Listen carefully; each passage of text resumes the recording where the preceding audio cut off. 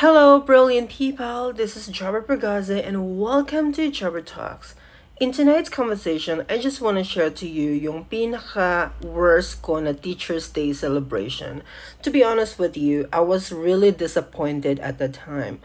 For those who are asking, I started teaching in the year 2015. I think I was like 22 years old at the time, fresh from the university.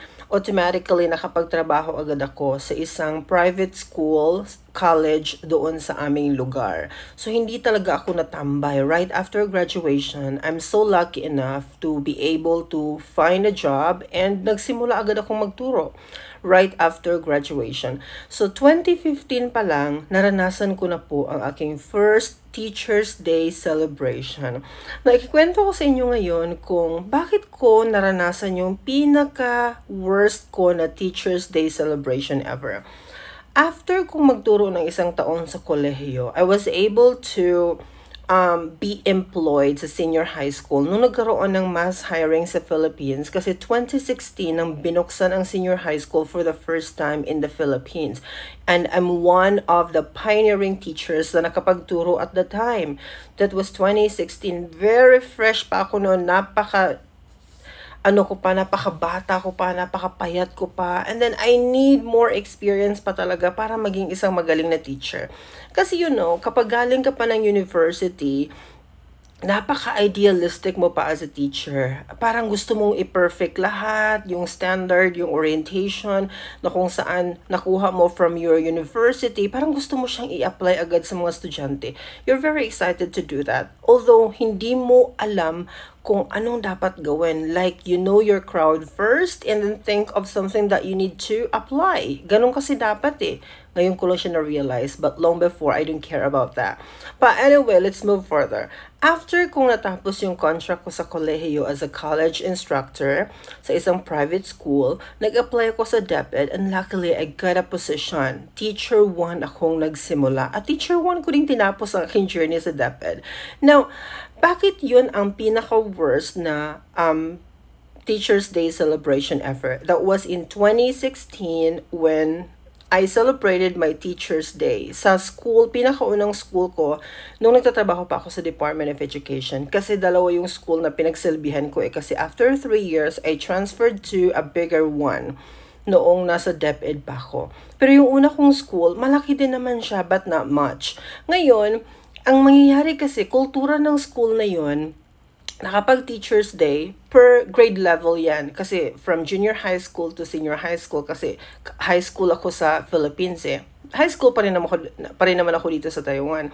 Now, ang kultura kasi ng school na ito is hihilera yung mga teachers, bali may stage, tapos uupo lahat ng mga teachers, ganun. Per grade level siya.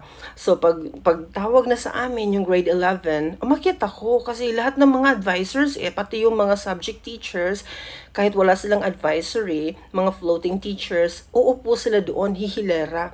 So, syempre, because meron kang advisory class, expected mo that may mga students talagang aakyat to give flowers, balloons, gifts, whatever it is that they can afford to give to you. Kasi nga, syempre, advisor kanila. Ang nangyari nito mga my dear, because of siguro yung behavior ko, the way I treated the students prior to the celebration, is medyo higpit talaga. Medyo may standard talaga. Hindi ako masyadong connected sa kanila. Hindi ako masyadong naging close. Tapos yung mga naging students ko before, meron din silang mga kakilalang teacher sa school na yun na medyo may konting hate sa akin. Hindi ko alam kung konti lang ba or baka grabe talaga yung galit sa akin. So, nag-sabotage din. Kasama sila doon para, sirain yung araw ko. So, ngayon, eto na. Umakyat na kami. Nakaupo na kami lahat, mga grade 11 teachers. Nagulat ako, yung mga katabi kong mga teachers, naliligo na sila ng mga bulaklak, ng mga balloons, ng mga chocolates, and all other gifts na natatanggap. May mga cakes na nagsisigawan na sila. hindi pa dumating yung advisory class ko, namumula na ako sa hiya. Super, nahiya talaga ako nung nahiya. Kasi nakaharap sa'yo yung mga estudyante, tapos yung ibang other teachers na nakatingin sa'yo. Tapos bakit si Jobert wala siyang natatanggap? May advisory class naman siya. So, ang nangyari nito, very late pa talagang umakyat yung mga estudyante ko. That was in 2016, first batch senior high school. Very late. Tapos pagdating doon, walang mga dala. Ang ginawa lang nila, sir, picture-picture lang tayo, parang ganun.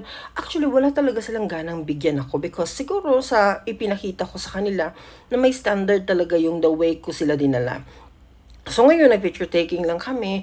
In short, yung natanggap ko lang ng time na yun, hindi ko na ma-imagine pero grabe, nakakahiya yung na-receive ko. Kaling pa talaga sa hindi ko advisory class. Kasi pala, ang ginawa nila, doon sila nag-prepare sa room pero it was not special.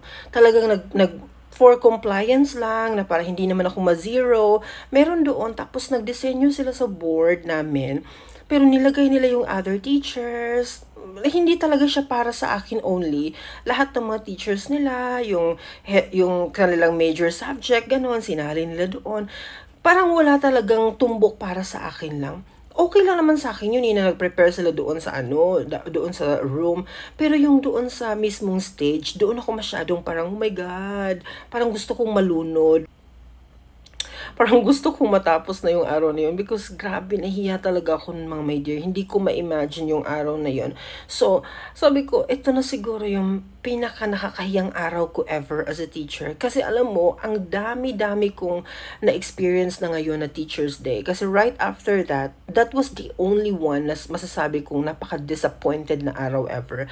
Kasi right after nung sumunod na taon, maganda na yung advisory class ko. And nag-prepare talaga sila nung mga panahon na yun. Hanggang sa nakatapos ako ng journey ko sa DepEd, yung mga sumunod na advisory class ko, magaganda na talaga yung journey ko doon.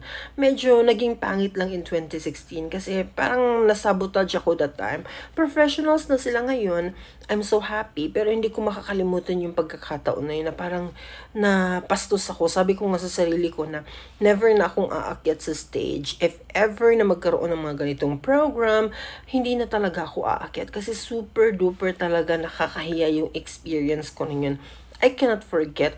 Now, right after sa Philippines, pagdating ko dito sa Taiwan, much more ko siyang minahal kasi dito walang celebration. Yun ang gusto ko. Parang kumbaga, yung Teacher's Day, normal na araw lang siya. If magbibigay ang students, din gagawin nila sa free time.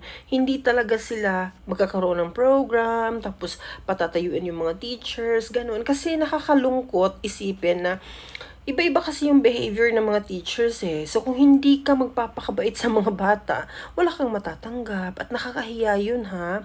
Kasi lahat sila naka-receive na, tas ikaw hindi ka nakatanggap.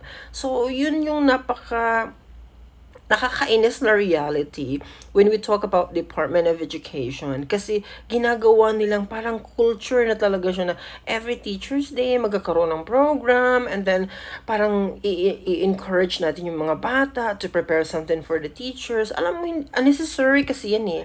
Sabi ko nga, buti pang wala na lang program kasi nakakahiya yung mga ganito. Kakawawa yung mga teachers na nagtuturo ng maayos, gustong i-discipline na yung mga bata. Tapos at the end of the day, hindi nila magawa kasi pag ginawa mo yan, of course, humanda ka sa Teacher's Day celebration kasi zero balance ka talaga mga te. And that was my experience na hindi ko makakalimutan talaga. Pero along the way, meron din naman akong realization sa sitwasyon na yun. Siguro hindi ako naging open-minded to connect with my kids. That's why medyo naging iba yung idea nila sa akin, yung konsepto nila.